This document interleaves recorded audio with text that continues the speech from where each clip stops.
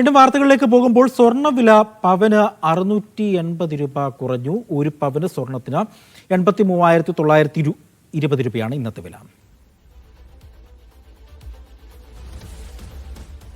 മുസീന അസുണ്ട് വിവരങ്ങൾ നൽകാനായി. മുസീന, വിശദാംശം.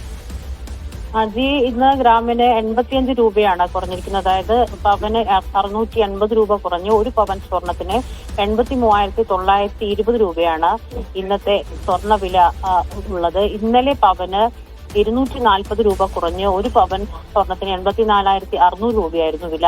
ഈ വേരിയിൽ നിന്നാണ് വീണ്ടും ചെറിയൊരു കുറവ് ഉണ്ടായിരിക്കുന്നത്.